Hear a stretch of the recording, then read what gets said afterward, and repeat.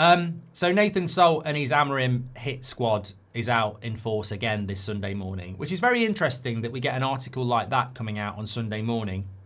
And yet Delo and Cunha in the last few days have praised Amorim and how much they liked him.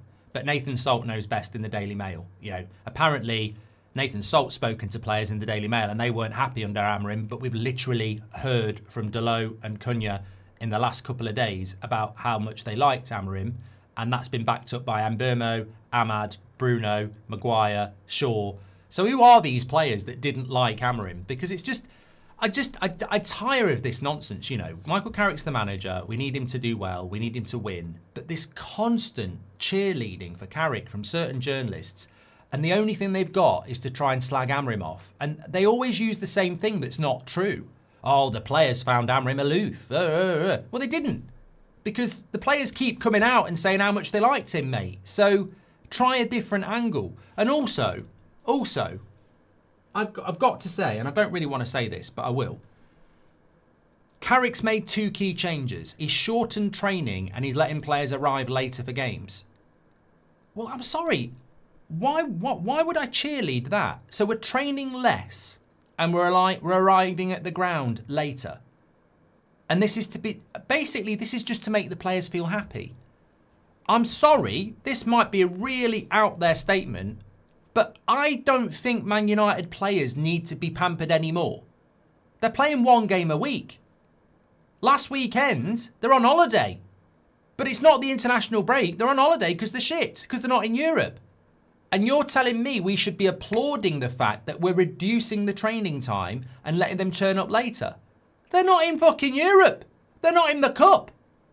They're already doing less than everybody else. And now we're going, oh, well done, he's letting them do it. I mean, it must be a bloody holiday at Man United at the moment. I'm sorry. Like, I'm not going to sit here and think, look, if we were playing every weekend, midweek, like Arsenal and Man City, and Carrick said, I'm reducing the training times and we can turn up a little bit later to give you... I completely agree.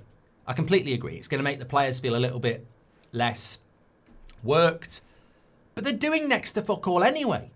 They're on the easiest routine a Man United player's had in over 100 years. And Carrick's given them even less time.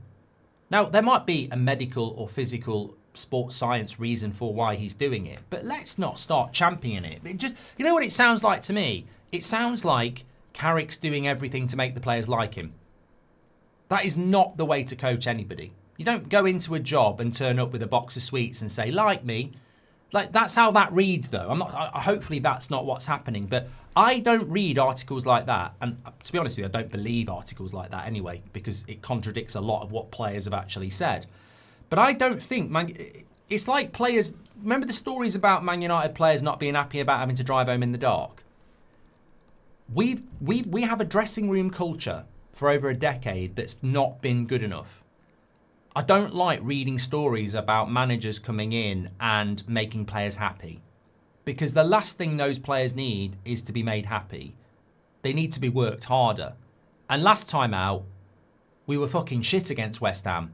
So what did your reduced training time and arriving late for games do for West Ham? Or are we just going to ignore West Ham and go back to the 4 wins? Like, West Ham was about as ambitious as a wet fart. It was a crap performance. There was so many bad performances. We did well to get an equaliser, and we should applaud that. But it was, in general, it was a shit performance. And what was the excuse for that? Oh, because we played on the weekend. Oh, did we? We played on the weekend and then we played midweek. What, like every other top club has to do every week? So, you know, I just think it's obviously got nothing to do with Carrick. But what I'm saying is it's the cheerleading of, oh, Carrick's really popular because he lets them have less training and he lets them arrive later. Oh, yeah, and the last manager didn't do that. Well, when we've won 10 games in a row and we're top of the league, then we can maybe go, oh, reducing training was a good idea. But I'd still say they've got every bloody week off. Man United this season under Amorim and Carrick have not done what I saw Chelsea do and Liverpool do when they... I remember that Brendan Rodgers season when they nearly won the league. They weren't in Europe. The first 20 minutes, the amount of times they were 2-0 up was incredible. The first 20 minutes of games when Liverpool weren't in Europe under Rodgers, they would absolutely blitz teams. It was like a blitz for 20 minutes. They'd just be all over you. I've not seen us start a game like that once. Maybe Man City. Maybe Man City we did, to be fair. But we should be absolutely blitzing teams. We should be so full of energy, we don't stop.